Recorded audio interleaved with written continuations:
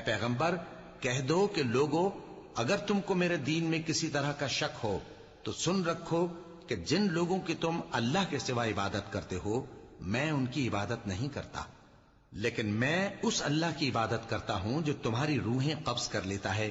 اور مجھ کو یہی حکم ہوا ہے کہ ایمان لانے والوں میں ہو جاؤں،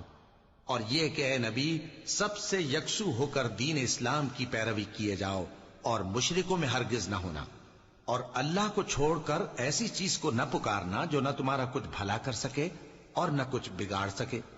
اب اگر ایسا کرو گے تو ظالموں میں ہو جاؤ گے، اور اگر اللہ تم کو کوئی تکلیف پہنچائے تو اس کے سوا اس کا کوئی دور کرنے والا نہیں، اور اگر تم سے بھلائی کرنی چاہے تو اس کے فضل کو کوئی روکنے والا نہیں۔ وہ اپنے بندوں میں سے جسے چاہتا ہے فائدہ پہنچاتا ہے، اور وہ بخشنے والا ہے، مہربان ہے۔ کہہ دو کہ لوگوں تمہارے